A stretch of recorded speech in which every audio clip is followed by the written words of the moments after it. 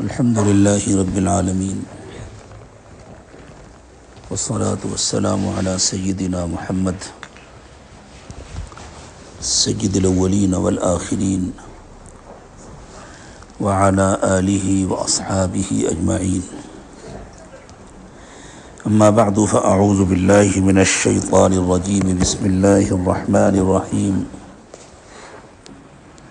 وَنُنَزِّلُ مِنَ الْقُرْآنِ مَا هُوَ شِفَاءٌ وَرَحْمَةٌ لِّلْمُؤْمِنِينَ وَلَا يَزِيدُ الظَّالِمِينَ إِلَّا خَسَارًا سبحان ربك رب العزة عما يصفون وسلام على المرسلين والحمد لله رب العالمين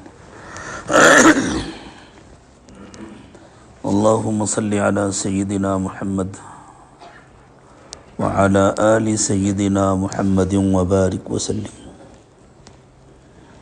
اللهم صل على سيدنا محمد وعلى آل سيدنا محمد وبارك وسلم اللهم صل على سيدنا محمد وعلى آل سيدنا محمد وبارك وسلم. حکماء کہتے ہیں کہ انسان کے جسم میں کچھ اخلاق ہوتے ہیں، وہ عناصر جن سے اللہ تعالیٰ نے جسم انسانی کو بنایا ہے. قدیم حکماء نے ان کو بنیادی طور پر 4 میں تقسیم کیا ہے: سودا، صفرا، بلغم اور خون. وہ یوں کہتے ہیں ان چاروں میں اعتدال ہو یہ صحت ہے، اور ان میں بے اعتدالی پیدا ہو جائے یہ بیماری ہے. وہ علاج بھی اسی طرح کرتے تھے کہ جہاں بے اعتدالی ہو رہی ہے اسے دور کرتے تھے. صوفیہ کہتے ہیں کہ اللہ تعالیٰ نے انسان کو کچھ اخلاق عطا فرمائے ہیں: شہوت، غضب، مال و اولاد کی محبت، غیرت. ان میں اعتدال ہو یہ روحانی صحت مندی ہے، اور ان میں بے اعتدالی ہو جائے یہ بیماری ہے. تو جسم کی صحت یہ ہے کہ اخلاق معتدل ہوں، اور روح کی صحت یہ ہے کہ اخلاق معتدل ہوں.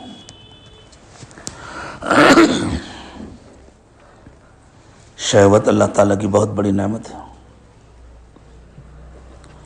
اسی پر نسل انسانی کی بقا کا دار و مدار ہے، لیکن اس کی بے اعتدالی بہت بڑی مصیبت ہے.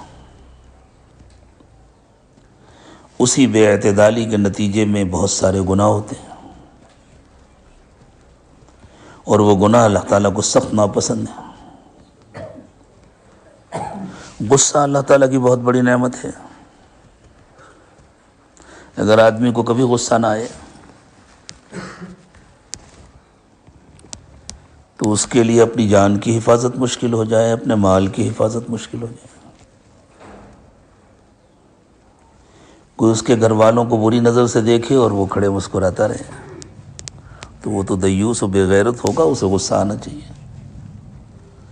کوئی دین کو نقصان پہنچا رہا ہو اور وہ بہت محبت کے ساتھ اس کو چائے پلائے اور کھانا کھلائے اور اکرام کرے، بالکل نہ مجھے تو غصہ آتا ہی نہیں ہے، تو آنا چاہیے. لیکن بے محل غصہ آنے لگے، بے موقع غصہ آنے لگے تو خود انسان کے لیے بھی مصیبت ہو جاتی ہے، اور وہ انسان دوسروں کے لیے مصیبت بن جاتا ہے. تو صوفیاء کرام اپنے علاج کے ذریعے شہوت کو ختم نہیں کرتے، اس کی بے اعتدالی کو ختم کرتے ہیں. غضب کو ختم نہیں کرتے، غضب کی بے اعتدالی کو ختم کرتے ہیں. جیسے حکماء مثلا بلغم کی زیادتی ہے تو اس زیادتی کو ختم کرتے، وہ کہتے ہیں بلغم تو ضروری ہے، خون کی کمی زیادتی ہے تو اس کو ختم کرتے ہیں، سودا اور صفرا میں کوئی کمی زیادتی ہے تو اس کو ختم کرتے ہیں۔ غصے پر مجھے ایک واقعہ یاد آ گیا۔ بعض لوگوں کا غصہ بڑا بے قابو ہوتا ہے، انہیں یاد ہی نہیں رہتا کہ ہم کیا کر رہے ہیں، اور ان کی زندگی اپنے لیے بھی مصیبت بن جاتی ہے، دوسروں کے لیے بھی مصیبت بن جاتی ہے۔ ہمارے حضرت پیر صاحب نے ایک واقعہ سنایا کہ ساؤتھ افریقہ میں کسی بڑے مدرسے میں ایک بہت بڑے حدیث کے استاذ تھے، مسلم شریف پڑھاتے تھے اور بڑے باکمال عالم تھے، طلباء کو بہت نفع ہوتا تھا ان سے، مدرسے کی انتظامیہ بھی ان کی بہت قدر کرتی تھی کہ بھئی بہت بڑے عالم ہیں، ہمارے بہت اچھے استاذ ہیں۔ لیکن جس وقت ان کو غصہ آتا تھا تو اللہ اکبر، پھر جو سامنے ہو اس کی شامت، جو چیز ہاتھ میں ہو اسے پٹک دیتے تھے، توڑ دیتے تھے، بالکل بے قابو، زبان بھی بے قابو ہو جاتی تھی، ہاتھ بھی بے قابو ہو جاتے تھے۔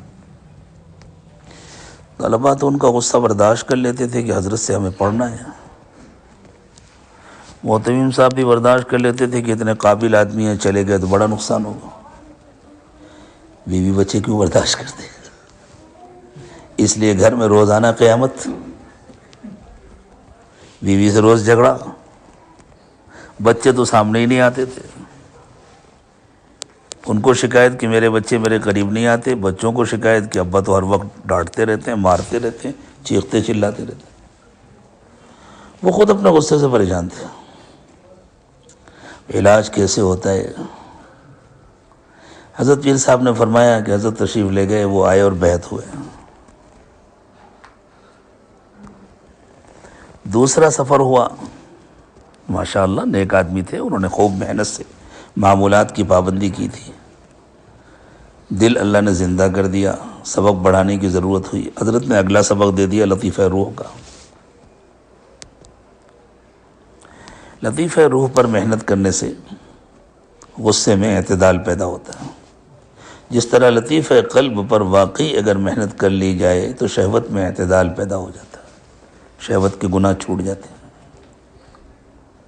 لیکن گناہ چھوڑنے کے لیے ضروری ہے، جس طرح ایک آدمی چوری کر کے روٹی کھاتا ہے تو اس کو چوری سے بچانے کے لیے یہ ضروری ہے کہ اس کے لیے حلال روزی کا بھی انتظام ہو، حلال کھانے کا بھی انتظام ہو۔ اسی طرح شہوت کے گناہوں کو چھڑانے کے لیے رسول اللہ صلی اللہ علیہ وسلم نے ساتھ میں نکاح کا تاکیدی حکم دیا ہے۔ نوجوانوں سے ارشاد فرمایا، الا یا معشر الشباب من استطاع منکم الباءۃ فلیتزوج، نوجوانوں جس کے قدرت میں ہو اسے فوراً نکاح کر لینا چاہیے، بے نکاح نہیں رہنا چاہیے۔ فإنہ اغض للبصر واحسن للفرج، کہ نکاح کے ذریعے نگاہوں کی بھی حفاظت ہوتی ہے، شرمگاہ کی بھی حفاظت ہوتی ہے۔ تو جب دوسرا سبق دیا لطیفہ روح کا، چلے گئے حضرت۔ اس کے بعد جب اگلا سفر ہوا، حضرت ساؤتھ افریقہ تشریف لے گئے، تو انہوں نے آ کر ملاقات کی اور کہا، حضرت میرے گھر میں آپ کی دعوت ہے۔ حضرت نے یہ واقعہ ہم لوگوں کو زامبیا میں سنایا تھا۔ زامبیا بھی افریقہ کا ایک ملک ہے، ساؤتھ افریقہ اور زامبیا کے درمیان ایک ملک ہے، بیچ میں موزمبیق غالباً۔ تو حضرت نے فرمایا کہ ہم نے تو اس کو ایک نارمل سی بات سمجھا کہ لوگ محبت میں گھر بلاتے ہیں، دعوت دیتے ہیں۔ جب گھر گئے، کھانا کھایا، پھر انہوں نے کہا کہ حضرت میری اہلیہ اور بچے سب بیعت کرنا چاہتے ہیں۔ حضرت نے فرمایا ہم نے اس کو بھی نارمل بات سمجھی کہ گھر کا کوئی ایک فرد بیعت ہوتا ہے، اس کی زندگی میں تبدیلی آتی ہے، اس کے ذریعے سے بیعت کی برکتیں لوگ دیکھتے ہیں تو دوسروں کو بھی شوق ہوتا ہے کہ بھئی ہم کو بھی یہ برکتیں حاصل ہوں۔ تو انہوں نے کہا حضرت بیعت کے کلمات پڑھانے سے پہلے میں بتلا دوں یہ لوگ کیوں بیعت کرنا چاہتے ہیں۔ تب انہوں نے بتلایا کہ حضرت میرا غصہ اتنا بے قابو تھا کہ میں خود پریشان رہتا تھا، میرے گھر والے مجھ سے پریشان رہتے تھے، میرے دوست احباب پریشان رہتے تھے کہ پتہ نہیں مجھے کب غصہ آ جائے اور میں کیا کروں۔ جب میں نے آپ سے بیعت کی اور گھر میں آ کر اہلیہ سے کہا کہ میں تو پیر صاحب سے بیعت ہو گیا ہوں. تو اہلیہ نے کہا میں تو ان کو پیر تب مانوں گی جب وہ تمہارے غصے کا علاج کریں. کہ میں خاموش ہو گیا کہ بھئی کیا کہہ سکتا ہوں. حضرت جب آپ نے مجھے لطیفہ روح کا سبق دیا اور میں نے اس پر محنت کرنی شروع کی تو میرا مزاج بدلنا شروع ہو. ایسا بدلا کہ خود مجھے محسوس ہونے لگا، میرے بیوی بچوں کو محسوس ہونے لگا، میرے شاگردوں کو محسوس ہونے لگا. اور میری اہلیہ نے کہا واقعی یہ سچے پیر ہیں، انہوں نے تو تم کو بدل دیا. اب جب یہ آئیں گے تو گھر بلانا، میں ان کے لیے کھانا بناؤں گی، میں ان کی دعوت کروں گی اور میں بھی بیعت کروں گی. حضرت اس لیے میری اہلیہ اور میرے بچے بیعت کرنا چاہتے. یہ تو حضرت پیر صاحب کا واقعہ ہے. ہمارے ملک کے ایک بڑے مشہور شہر کے ایک بہت مشہور عالم، بڑے مصنف اور بہت پختہ استعداد کے عالم، وہ تشریف لائے چند مہینے پہلے. انہوں نے آ کر بیعت کی، لطیفہ قلب کا سبق دیا گیا، وہ کرنا شروع کیا. دوسری ملاقات میں انہوں نے بتلایا کہ حضرت تبدیلیاں تو آ رہی ہیں میرے اندر، لیکن میرا غصہ بہت خطرناک ہے. انہوں نے بھی تقریباً اسی انداز کی بات سنائی، اور اس کی وجہ سے گھر میں بڑے مسائل ہوتے ہیں، دوست احباب سے مسائل ہوتے ہیں. تو اس عاجز نے اپنے بڑوں کا سکھایا ہوا طریقہ استعمال کیا اور ان سے کہا کہ آپ لطیفہ قلب کے ساتھ لطیفہ روح کا سبق بھی شروع کر دیں. ابھی جب میں یہاں سفر کے لیے آ رہا تھا اور بمبئی ایئرپورٹ کے راستے میں تھا تو ان کا فون آ گیا اور انہوں نے تفصیل سے بتلایا کہ حضرت غصہ کہاں گیا معلوم نہیں ہے، اور جن لوگوں کے متعلق میں نے یہ طے کر لیا تھا کہ میں ان کو زندگی میں کبھی معاف نہیں کروں گا، جن سے مجھے تکلیفیں پہنچی تھی، میں نے تو ان سب کو دل سے معاف کر دیا ہے. میں ان سب کے لیے دعائے خیر کرتا ہوں، اور ایسا لگتا ہے جیسے پہاڑ جیسا ایک بوجھ تھا میرے دل و دماغ پر، وہ اتر گیا اور میں بالکل ہلکا پھلکا ہو گیا. تو بیماریاں دو قسم کی ہوتی ہیں، جسمانی بیماری اور روحانی بیماری.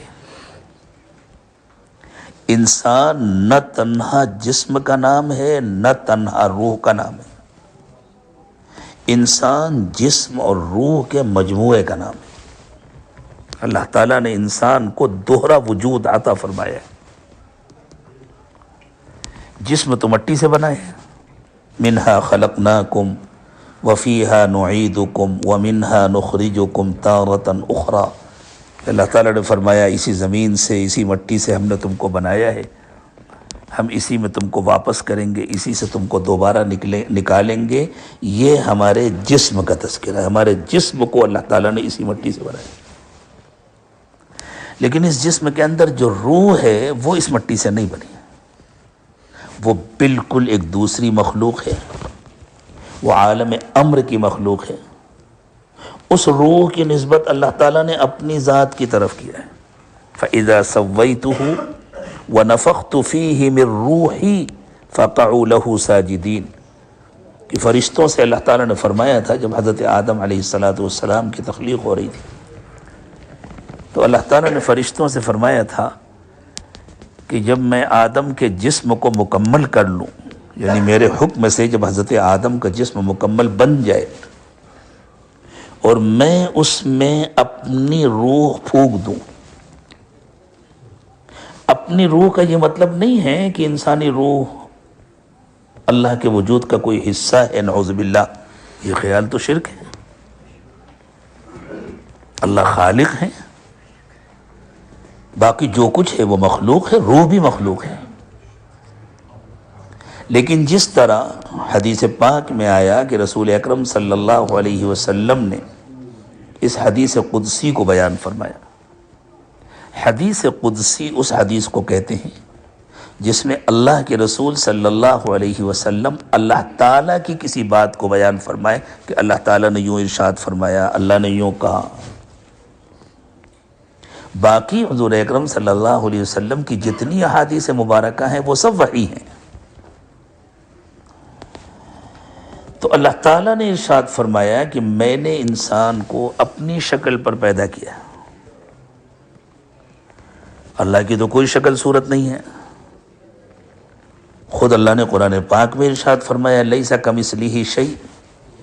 تو پھر اس کا کیا مطلب ہے کہ اللہ نے فرمایا کہ میں نے اپنی شکل پر پیدا کیا، میں نے اپنی صورت پر پیدا کیا؟ یعنی یہ اعلیٰ درجے کا اکرام ہے. انسان کو اللہ تعالیٰ نے یہ عزت دی ہے کہ ساری مخلوق میں نے انسان کو وہ شکل دی جو مجھے سب سے زیادہ پسندیدہ تھی.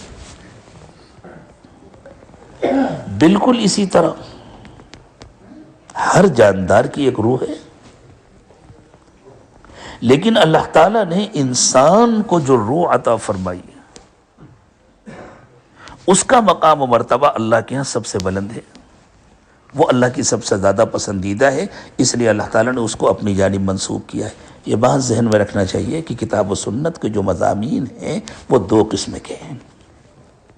بعض مضامین متشابہ ہیں، بعض مضامین محکم ہیں.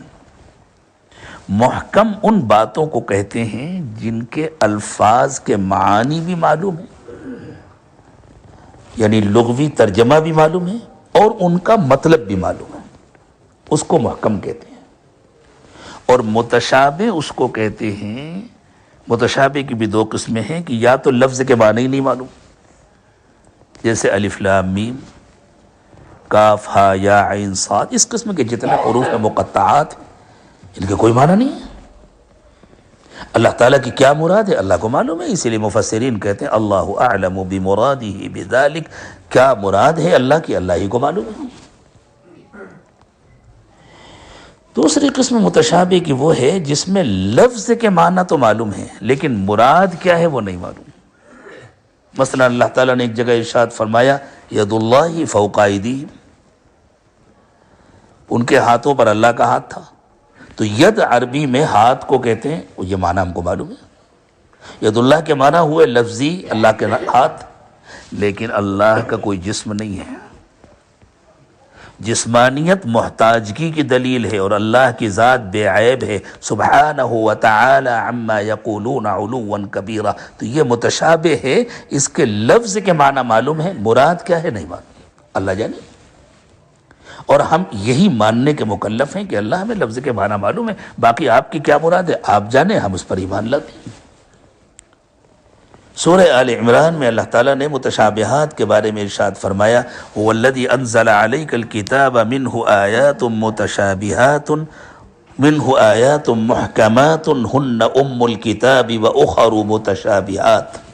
اللہ تعالیٰ نے اپنی کتاب نازل فرمائی، اس میں کچھ آیات محکمات ہیں، یہی اصل کتاب ہے، اور کچھ آیات متشابہات ہیں. فَأَمَّا الَّذِينَ فِي قُلُوبِهِمْ زَيْغٌ فَيَتَّبِعُونَ مَا تَشَابَهَ مِنْهُ ابْتِغَاءَ الْفِتْنَةِ وَابْتِغَاءَ تَأْوِيلِهِ. تو جن لوگوں کے دلوں میں ٹیڑھا پن ہوتا ہے وہ متشابہات کے پیچھے لگتے ہیں اور اس سے فتنے پیدا کرتے ہیں، ان کے معانی متعین کرنے کی کوشش کرتے ہیں. تو ہم اس کے مکلف ہیں، اللہ کو معلوم ہے کیا مطلب، لیکن وہ مطلب نہیں ہے جو ظاہری الفاظ سے معلوم ہوتا ہے. کیوں؟ اس لیے کہ متشابہات کو محکمات کی روشنی میں سمجھا جاتا ہے. ظاہری مطلب جو سمجھ میں آتا ہے وہ محکمات کے خلاف ہے. ظاہری مطلب یہ سمجھ میں آتا ہے کہ اللہ کا کوئی ہاتھ ہوگا، ہاتھ ہونے کا مطلب یہ ہے کہ کوئی شکل ہوگی، کوئی صورت ہوگی جو ہمارے ذہن میں آئے، جو ہمارے خیال میں آئے. اور اللہ تعالیٰ نے فرمایا لیس کمثلہ شیء، اللہ کو کسی چیز سے مثال نہیں دی جا سکتی، اللہ کی اللہ جیسی کوئی چیز نہیں. تو اللہ تعالیٰ نے انسان کو اپنی شکل میں پیدا کیا، یہ بھی متشابہات میں سے ہے. روح انسانی کو اللہ نے فرمایا میں نے اپنی روح پھونکی، یہ بھی متشابہات میں سے ہے. لیکن اتنی بات سمجھ میں آ گئی کہ اللہ تعالیٰ نے انسان کو اعلیٰ اور اشرف مخلوق بنایا ہے، اس لیے اس کی شکل و صورت کو اپنی طرف منسوب کیا، اس کی روح کو اپنی طرف منسوب کیا. تو جسم اور روح دو الگ الگ وجود. جسم جب روح سے ملتی ہے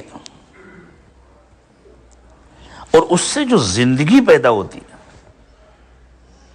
اس زندگی کی جو طاقتیں، جو قوتیں، جو صلاحیتیں ہیں، انہی کے مجموعے کا نام ہے نفس. نفس الگ ہے، جسم الگ ہے. روح تو اللہ کا حکم ہے. اللہ کے اس حکم سے زندگی پیدا ہوتی ہے۔ اس نفس کے اندر اللہ تعالیٰ نے دونوں قسم کی صلاحیتیں رکھی ہیں، بالکل برابر برابر۔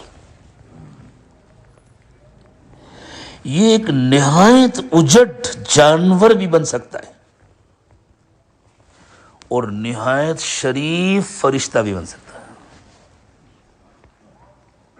فرشتوں کی صفت ہے اللہ کا کہنا ماننا، یہ نہایت اطاعت گزار اور فرما بردار بھی بن سکتا ہے۔ جانور کی خصوصیت ہے منمانی کرنا، اس کو اس کے حال پر چھوڑ دیا جائے تو یہ منمانی کرتا ہے، اور اس کو شریعت کی لگام لگا دی جائے، شریعت کا پابند بنایا جائے تو یہ اللہ کا کہنا ماننے لگتا ہے، اطاعت گزار اور فرما بردار بن جاتا ہے فرشتوں کی طرح۔ لیکن اس میں اور فرشتوں میں ایک فرق ہے۔ فرشتے اللہ کا کہنا ماننے کے لیے مجبور ہیں، وہ اس کے خلاف نہیں کر سکتے۔ دیکھیں ایک چھوٹا بچہ ہے،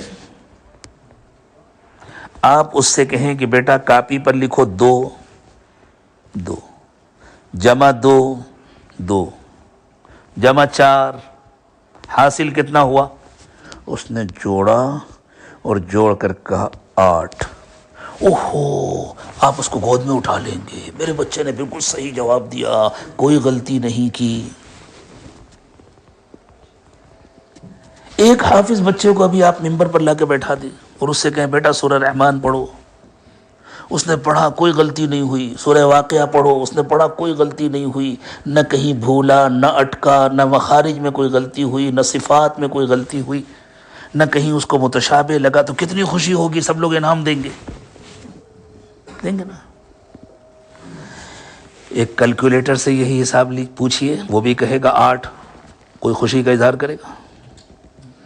کوئی انعام دے گا؟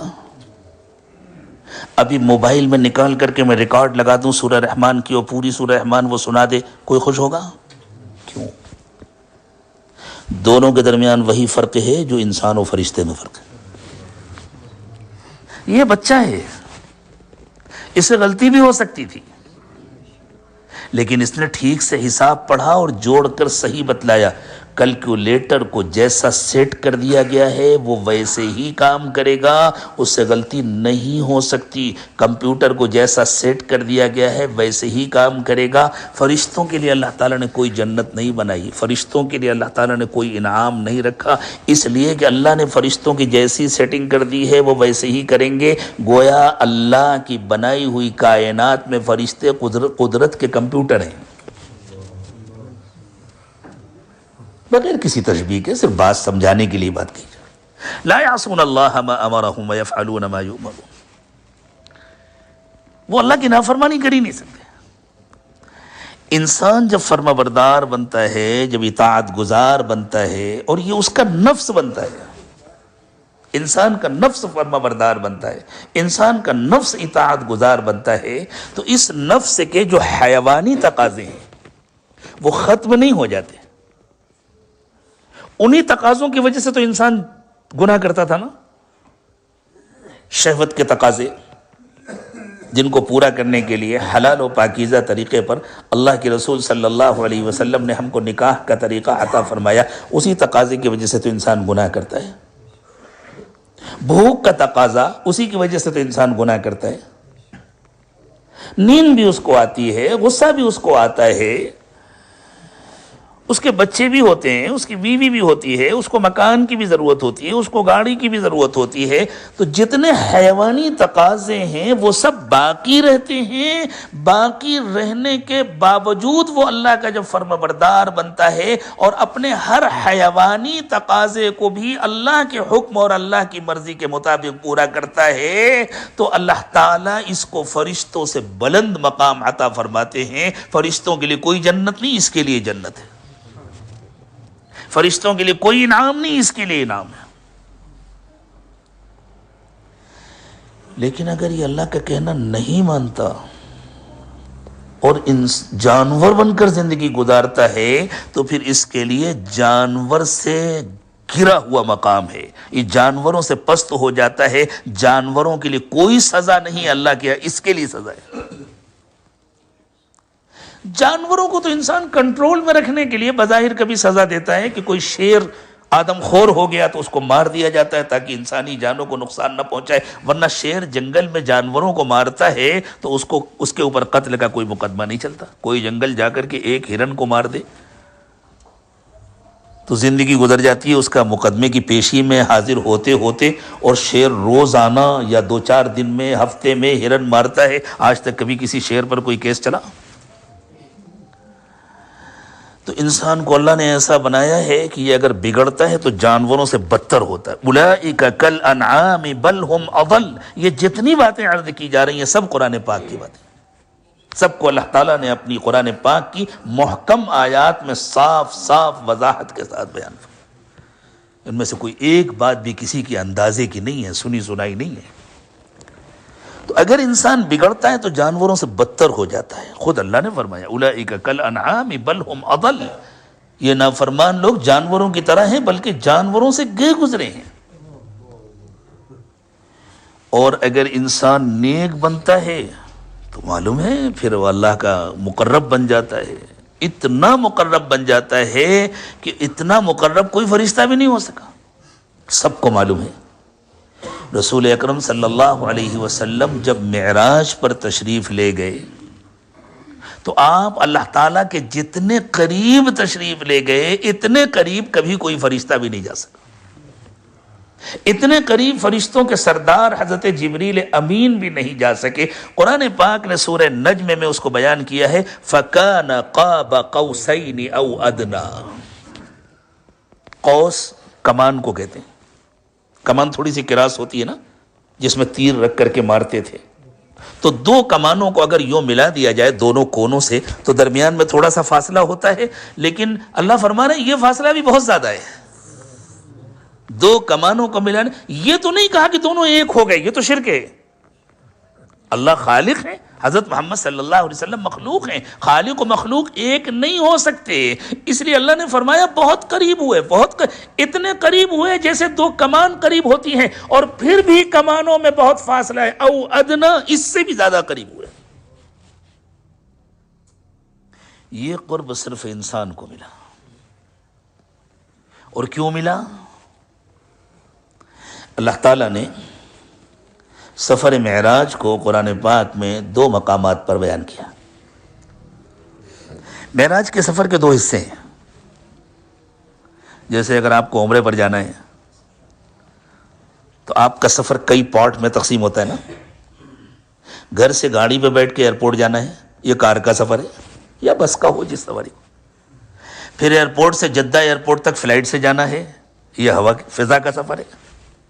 پھر وہاں سے کسی سواری میں بیٹھ کر کے مکہ مکرمہ جانا ہے، تو سفر کئی حصوں میں تقسیم ہے۔ بالکل اسی طرح رسول اکرم صلی اللہ علیہ وسلم کا سفر معراج بھی 3 حصوں میں تقسیم ہے،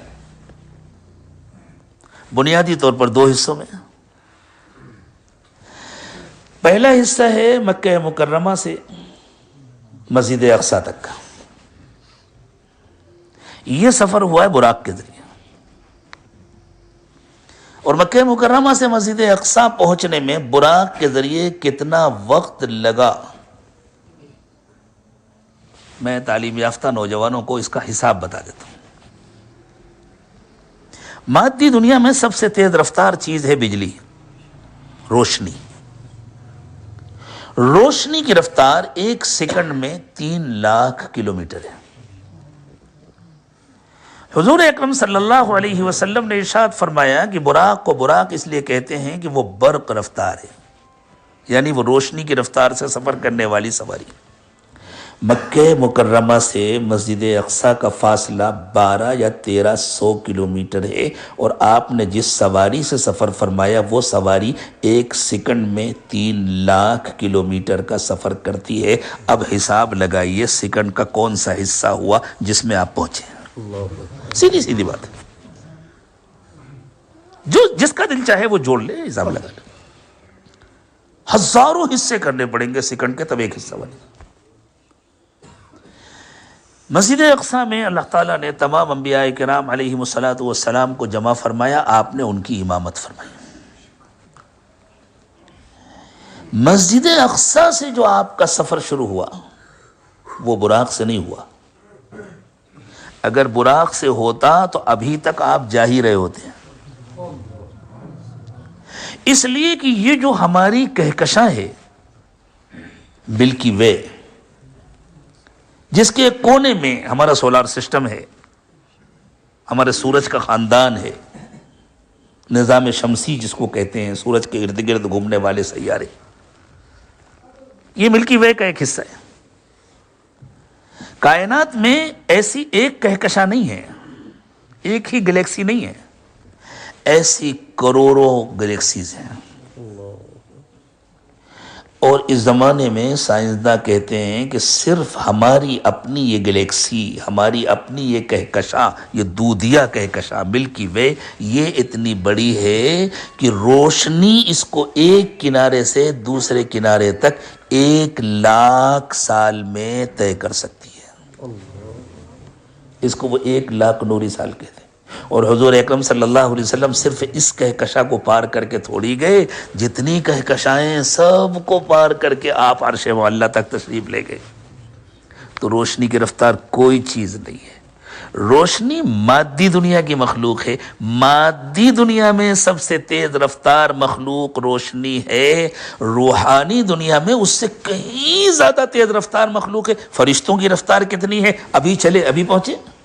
حضور اکرم صلی اللہ علیہ وسلم کے پاس اللہ تعالیٰ کا حکم لے کر حضرت جبریل امین آتے تھے تو اللہ کے پاس سے آتے تھے، پہنچتے تھے اور پھر واپس جاتے تھے۔ تو جس رفتار سے فرشتے سفر کیا کرتے تھے اور کرتے ہیں، اس رفتار سے تشریف لے گئے نبی اکرم صلی اللہ علیہ وسلم پروردگار عالم کے دربار میں۔ تو یہ جو سفر کے دو حصے ہیں،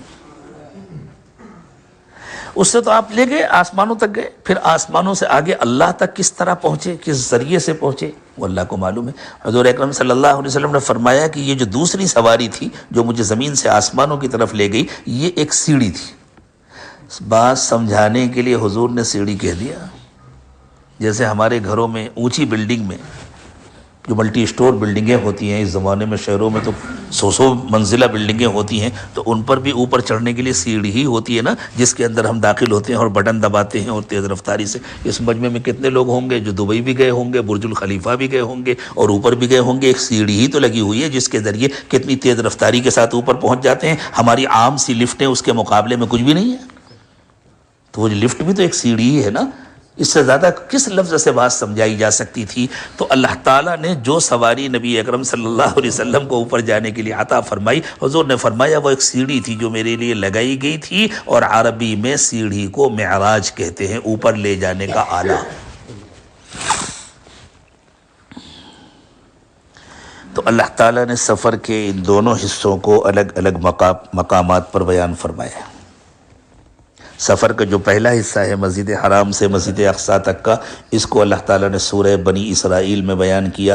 سبحان الذی اسری بعبدہ لیلا من المسجد الحرام الی المسجد الاقصی الذی بارکنا حولہ لنریہ من آیاتنا انہ هو السمیع البصیر۔ یہ بیان مکمل ہو گیا۔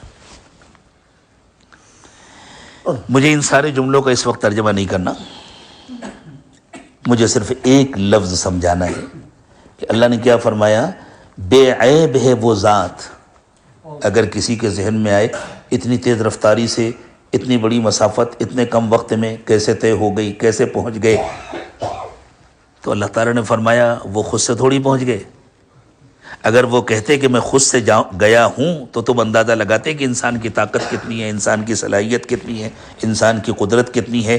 ان کو تو اللہ لے گئے ہیں نا، اور اللہ کی طاقت اور قدرت کا کوئی اندازہ لگا سکتا ہے؟ اللہ کے اندر کوئی کمی نہیں، کوئی کمزوری نہیں، اللہ کی ذات بے عیب ہے۔ تو اللہ نے اپنی طرف منسوب کیا سبحان الذی اسری بعبدہ، بے عیب ہے وہ ذات جس نے اپنے بندے کو رات کے ایک معمولی سے حصے میں سفر کرایا۔ تو کس کو سفر کرایا؟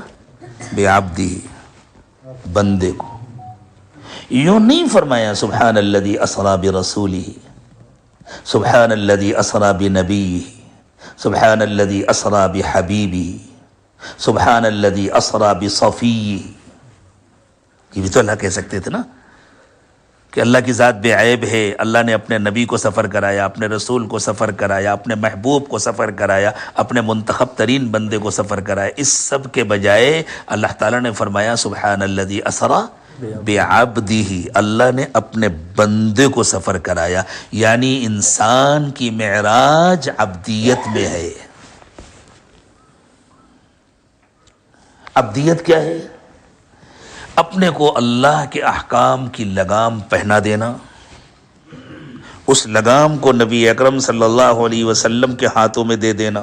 من یطع الرسول فقد اطاع اللہ، جس نے رسول کا کہنا مانا اس نے اللہ کا کہنا مانا۔ لیکن اس طرح دے دینا کہ وہ جدھر چاہیں گھمائیں، وہ جب چاہیں بیٹھائیں، جب چاہیں اٹھائیں، اللہ کے حکم کے مطابق، اور ہم ان کا کہنا مانیں۔ من یطع الرسول فقد اطاع اللہ۔ نبی کی بعثت اسی لیے ہوتی ہے، نبی کا کہنا مان نہیں، اللہ کا کہنا ماننا ہے۔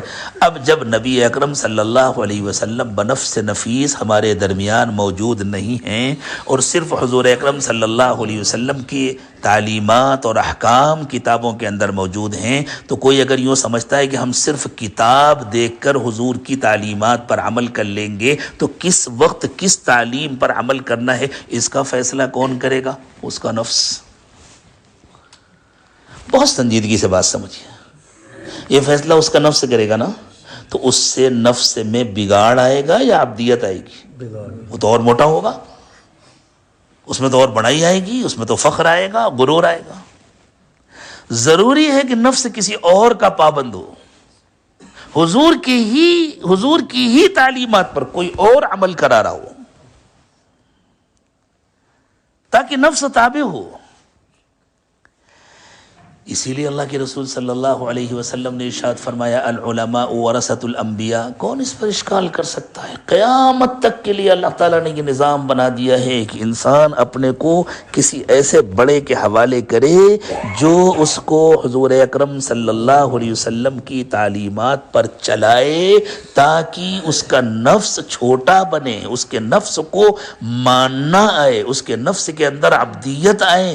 ورنہ جتنا مطالعہ بڑھتا جاتا ہے اتنا نفس اور موٹا ہوتا جاتا ہے، جتنا اس مطالعے کے مطابق عمل ہوتا جاتا ہے اتنا نفس اور پہلوان ہوتا جاتا ہے۔ یہ ایسا تجربہ ہے کہ ہر انسان کو اپنی زندگی میں خود محسوس ہوتا ہے، اس کے لیے الگ سے کسی دلیل کی ضرورت نہیں۔ جب نفس پابند بنتا ہے، اور یہ آسانی سے پابند نہیں بنتا۔ آپ کے ہاں گھوڑے ہوتے ہیں نا، آج بھی آپ کے ہاں بہت سے مقامات ایسے ہیں جہاں گھوڑوں پر ہی جا سکتے ہیں اور سواریاں نہیں جاتی۔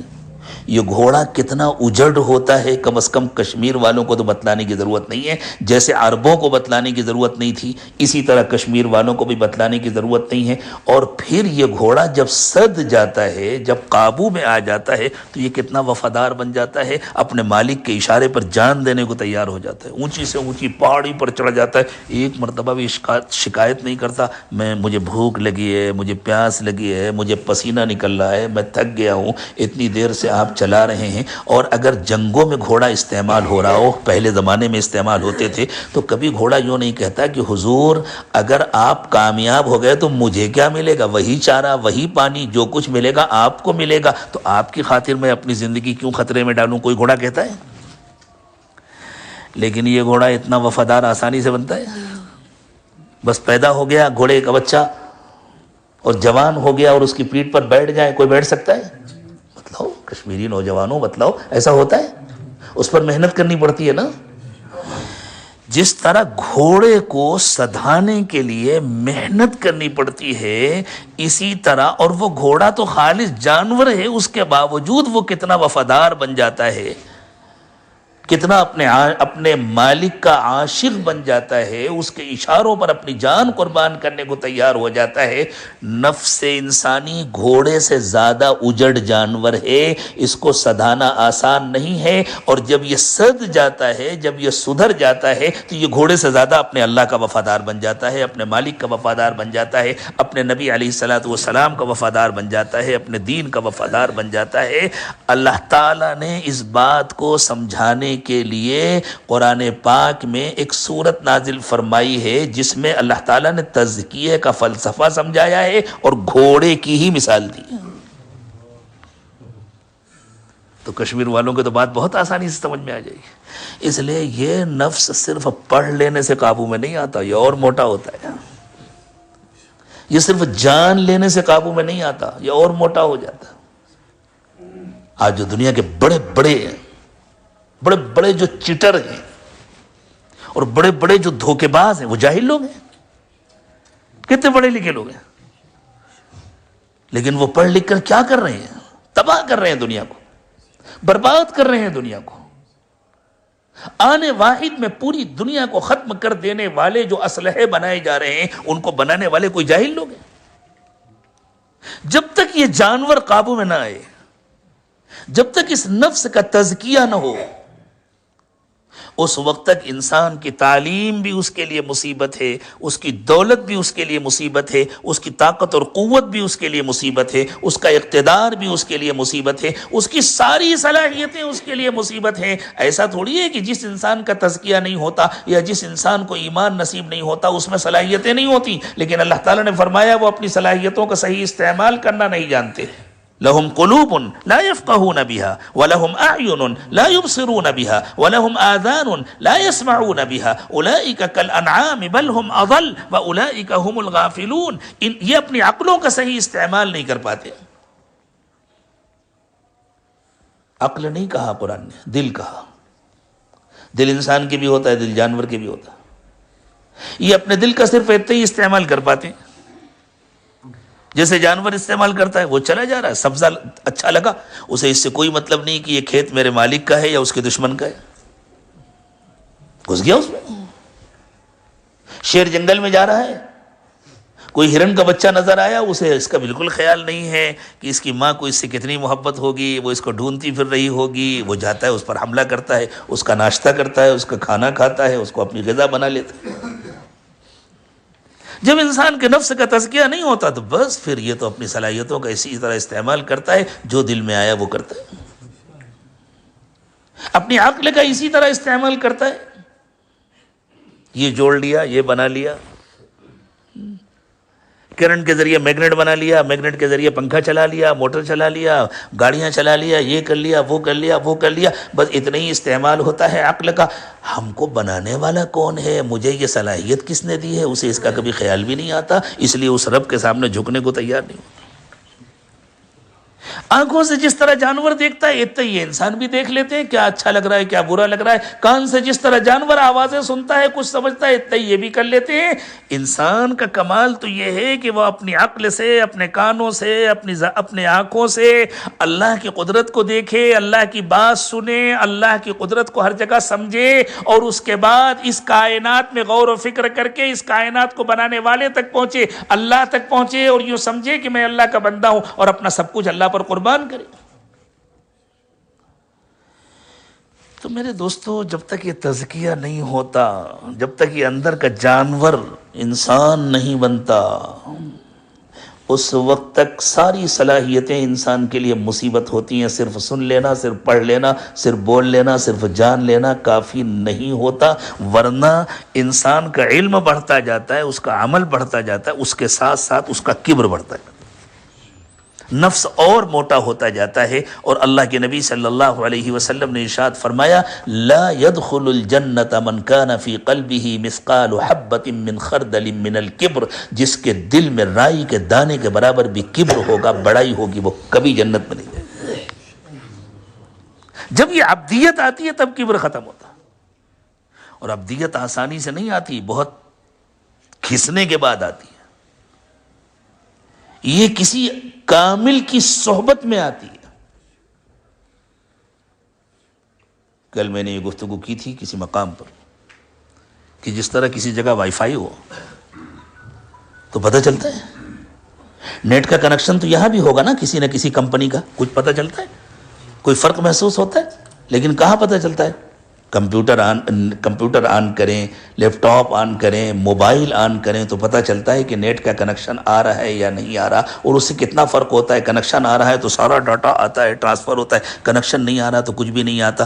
بالکل اسی طرح اللہ والوں کی صحبت میں بیٹھ کر کے ان کے دل سے جو تعلق قائم ہوتا ہے تو ایک ڈاٹا ہوتا ہے جو ٹرانسفر ہوتا ہے۔ آج کل بات کا سمجھنا کتنا آسان ہو گیا ہے، ایسی ایپ بن گئی ہیں کہ ایک موبائل کو دوسرے موبائل کے ساتھ رکھ دیجئے، ان کو آپس میں کنیکٹ کر دیجئے، اس ایپ کے ذریعے سے پورا ڈاٹا ٹرانسفر ہو جاتا ہے بغیر کسی وائر کے۔ ہوتا ہے کہ نہیں ہوتا؟ کس نے تجربہ کیا اس کا؟ کتنے لوگوں نے تجربہ کیا نا؟ ہوتا، پورا ڈاٹا ٹرانسفر ہو جاتا ہے۔ بالکل اسی طرح اللہ والوں کی صحبت میں دل سے ڈاٹا ٹرانسفر ہوتا ہے۔ اب اس بات کو سمجھانے کے لیے کوئی الگ سے دلیل کی ضرورت ہے؟ نمونے دکھا دیے اللہ تعالیٰ نے۔ اللہ نے وعدہ فرمایا تھا، ہم نے جو کچھ بتلایا ہے، اور ہمارے نبی علیہ الصلوۃ والسلام نے جو کچھ بتلایا ہے، قیامت سے پہلے ہم تم کو سب دکھائیں گے دنیا میں۔ سنریہم آیاتنا فی الآفاق وفی انفسہم حتی یتبین لہم انہ الحق۔ ہم اپنی ساری نشانیاں انسانوں کو ان کی اپنی ذات میں اور ان کے باہر کائنات میں اس طرح دکھا دیں گے کہ وہ ماننے پر مجبور ہو جائیں گے کہ اللہ اور اس کے رسول کی کہی ہوئی ہر بات سچ ہے۔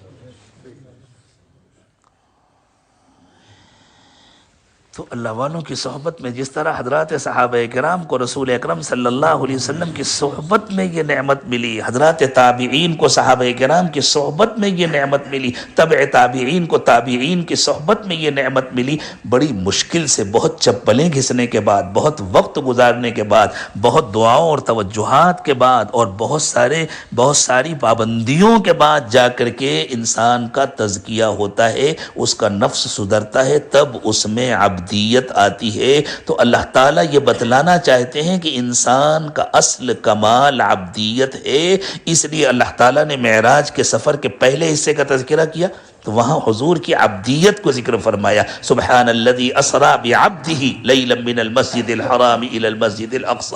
اور جب دوسرے حصے کا تذکرہ کیا جہاں اللہ تعالیٰ کا قرب خاص نصیب ہوا اور اللہ تعالیٰ نے آپ سے گفتگو فرمائی تو وہاں فرمایا فأوحى الی عبدہ ما اوحى ما کذب الفؤاد ما رأى۔ وہاں اللہ نے کیا فرمایا آپ سے؟ کہا بس جو ہمیں کہنا تھا کہہ دیا، اللہ کو جو کہنا تھا اپنے بندے سے کہہ دیا۔ یوں نہیں فرمایا اللہ کو جو کہنا تھا اپنے رسول سے کہہ دیا۔ آپ کے رسول ہونے میں کس کو شبہ؟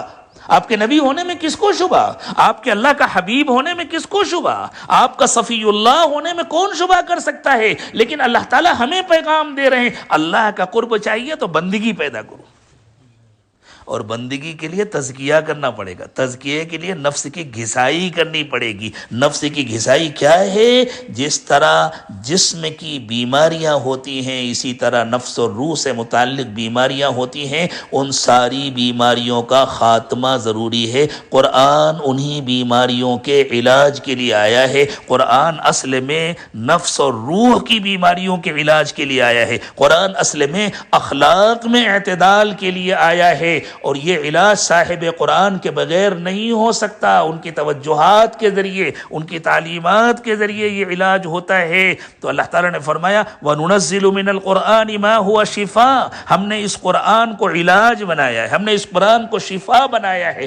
چونکہ انسان کی روح اور انسان کا جسم دونوں ایک ساتھ ہیں، دونوں ایک دوسرے سے جڑے ہوئے ہیں، ان کو جب تک انسان زندہ ہے ان کو الگ الگ نہیں کیا جا سکتا۔ اس لیے قرآن پاک جس کو اللہ تعالیٰ نے اصل میں روح کی بیماریوں کے علاج کے لیے، نفس کی بیماریوں کے علاج کے لیے اتارا ہے، اس کے ذریعے اللہ تعالیٰ جسم کی بیماریاں بھی دور فرما دیتا۔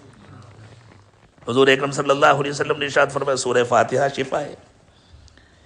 دوسری صورتیں ہیں جن کو پڑھنے سے، پڑھ کر دم کر دینے سے، پھونک دینے سے، ان کو پڑھ کر دعا کرنے سے اللہ تعالیٰ جسم کی بیماریاں بھی دور فرما دیتے ہیں۔ بہت ساری آیات ہیں قرآن پاک کی جن کو علماء نے، محققین نے ایک ساتھ جمع کر لیا، جن کو رقیہ کہتے ہیں۔ ان کو پڑھنے سے، ان کو سننے سے شفا ہوتی ہے۔ لیکن یہ جو شفا حاصل ہوتی ہے یہ ایک اضافی فائدہ ہے۔ اصل میں قرآن پاک آیا ہے روحانی امراض کے لیے، اصل میں قرآن پاک آیا ہے تزکیے کے لیے۔ اللہ کرے کہ ہم سب کا تزکیہ ہو جائے، اللہ تعالیٰ ہم سب کو کامل شفا عطا فرمائے، ہماری روحانی بیماریوں کو بھی اللہ دور کرے، ہماری جسمانی بیماریوں کو بھی اللہ دور کرے۔ یہ بچے جنہوں نے قرآن پاک کا حفظ مکمل کیا ہے، اللہ تعالیٰ ان کو ایک ایک لفظ سمجھنے کی بھی توفیق عطا فرمائے، اس کے تقاضوں کو ساری زندگی پورا کرنے کی توفیق عطا فرمائے۔ اور نبی اکرم صلی اللہ علیہ وسلم نے ارشاد فرمایا، میرا دل چاہتا ہے کہ میرے ہر امتی کے دل میں قرآن ہو، اس کے لیے ہر ایک کو کوشش کرنا چاہیے جتنا ہو سکے اتنا قرآن پاک حفظ کرے۔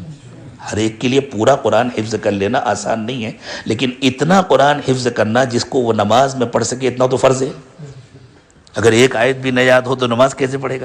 اس کے علاوہ جو خاص صورتیں ہیں، مثلا سورہ یاسین ہے جس کو نبی اکرم صلی اللہ علیہ وسلم نے قرآن کا دل کہا، سورہ رحمان ہے جو قرآن کا خاص حسن و جمال ہے جس میں اللہ تعالیٰ نے اپنی نعمتیں بیان فرمائیں، سورہ واقعہ جس کے بارے میں حضور نے فرمایا ہے کہ جو روزانہ مغرب کے بعد سورہ واقعہ پڑھے گا اللہ تعالیٰ اس کو فقر و فاقے سے بچائے گا، سورہ ملک جس کے بارے میں حضور نے فرمایا ہے کہ جو پابندی کے ساتھ سورہ ملک پڑھے گا، شرط یہ ہے کہ دوسرے گناہ نہ کرتا پھرتا ہو تو یہ سورہ ملک اس کی سفارش کرے گی اور قبر کے عذاب سے اس کو بچائے گی، سورہ کہف جس کے بارے میں نبی اکرم صلی اللہ علیہ وسلم نے فرمایا کہ جو ہر جمعے کو پابندی سے سورہ کہف پڑھتا ہے اس سورت کی برکت سے اللہ تعالیٰ اس کے دل میں ایک نور پیدا کرتے ہیں جو اگلے جمعے تک باقی رہتا ہے۔ اب اگر ہر جمعے کو سورہ کہف کی تلاوت ہوگی، دوسرے گناہوں سے بچتے ہوئے، اپنے تزکیے کی فکر کرتے ہوئے، کسی بڑے کے ماتحت بن کر کے جب ہر جمعے کو سورہ کہف کی تلاوت ہوگی تو انشاءاللہ یہ نور کنٹینیو باقی رہے گا، اور جب نور باقی رہے گا تو شیطان ہمارے قریب نہ آ سکے گا۔ تو ان صورتوں کو تو یاد کر لینا چاہیے، کوشش کرنا چاہیے، سورہ یاسین حفظ کریں، سورہ رحمان حفظ کریں، سورہ واقعہ، سورہ تغابن اور سورہ ملک اور سورہ کہف اور دوسری صورتیں جس کو اللہ جتنی توفیق عطا فرمائے۔ اور اس کی بھی تمنا ہونی چاہیے کہ اللہ اگر ہم قرآن پاک حفظ نہیں کر سکے تو اللہ ہمارے بچے تو حفظ کریں۔ بچوں کو حافظ بنانے کا یہ مطلب نہیں کہ آپ بچوں کو اور کچھ نہیں پڑھا سکتے، آپ کو بچوں کو جو پڑھانا ہے آپ ڈاکٹر بنائیں، انجینئر بنائیں، اور جو کچھ بنانا ہے وہ بنائیں، اچھا آفیسر بنائیں، لیکن پہلے مسلمان تو بنائیں۔ سب سے پہلے مسلمان بنانا تو ضروری ہے۔ وہ مسلمان تبھی تو بنے گا جب اس کے پاس دین کا علم ہوگا، جب اس کے پاس قرآن پاک کا علم ہوگا، احادیث مبارکہ کا علم ہوگا، اور قرآن اور حدیث پر عمل کس طرح کرنا ہے اس کی خاطر اس کے پاس اسلامی فقہ کا علم ہوگا، اس کے پاس اللہ اور اس کے رسول کی تعلیمات ہوں گی، اور کسی بڑے کی خدمت میں رہ کر کے اس نے اپنے کو سدھارا ہوگا، اپنا تزکیہ کیا ہوگا، تبھی تو وہ اچھا مسلمان بنے گا۔ ہمیں ضرورت ہے ایسے ڈاکٹروں کی، ایسے انجینئروں کی، ایسے افسروں کی، ہر زندگی کے ہر شعبے میں ہمیں نہایت باکمال افراد کی ضرورت ہے، لیکن مسلمان افراد کی ضرورت ہے۔ اللہ ہم سب کو مسلمان بنائے۔ یہ طے کریں انشاءاللہ ہم ان مدرسوں میں اپنے بچوں کو بھیجیں گے، ان کو دینی تعلیم دلائیں گے، اور اس کے ساتھ ساتھ اللہ تعالیٰ ان کو دنیا کی ترقیات سے بھی نوازیں گے۔ ان بچوں کو بلا لیں، پانی دے دیں۔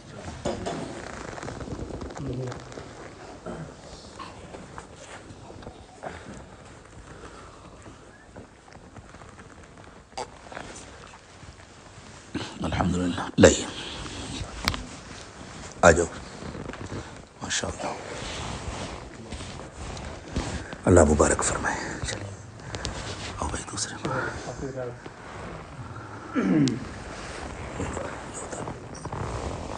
ماشاءاللہ تبارک اللہ، اللہ تعالیٰ مبارک فرمائے۔ ٹھیک ہے، کیا کرنا ہے ابھی؟ سبحان ربی العلی العلی الوہاب، اللہم صلی علی سیدنا محمد وعلی آل سیدنا محمد مبارک وسلم۔ اللہ ان بچوں کو بھی قبول فرمائیے، ان کو پڑھانے والوں کو بھی قبول فرمائیے، ان کے ماں باپ کو بھی قبول فرمائیے، ان کے گھر والوں کو بھی قبول فرمائیے۔ اللہ اس مدرسے میں تمام پڑھانے والے اساتذہ کو، انتظام کرنے والوں کو، تعاون کرنے والوں کو، محبت کرنے والوں کو، اور اللہ ہم سب کو بھی ساتھ میں قبول فرمائیے، اپنے نیک و مقبول بندوں میں شامل فرمائیے۔ اللہ ہمارا تزکیہ فرما دیجیے، اللہ ہم جانوروں کو حقیقت میں انسان بنا دیجیے، اللہ ہمیں عبدیت کاملہ نصیب فرما دیجیے، اللہ ہمارے نفس کی بھی اصلاح فرما دیجیے، اللہ ہماری روح کو بھی پاکیزہ بنا دیجیے، اللہ ہماری جسمانی بیماریاں بھی دور فرما دیجیے، روحانی بیماریاں بھی دور فرما دیجیے، اللہ ہم سب کو قرآن پاک کا عاشق بنا دیجیے، قرآن کا قاری بنا دیجیے، قرآن کا عالم بنا دیجیے، قرآن پر عامل بنا دیجیے۔ اللہ خوب سمجھ کر معانی اور مطالب میں غور و فکر کر کے قرآن پاک پڑھنے کی توفیق عطا فرمائیے، اور اس کے مطابق زندگی گزارنے کی توفیق عطا فرمائیے۔ اللہ اپنے نبی پاک صلی اللہ علیہ وسلم کی اور اپنے چاہنے والوں کی سچی پکی محبت نصیب فرمائیے۔ اللہ ہر قسم کے فتنوں سے ہماری حفاظت فرمائیے، دین دنیا کی بھلائیوں سے مالا مال فرمائیے، اور جب موت کا وقت آئے تو ہمیں کامل ایمان کی موت نصیب فرمائیے۔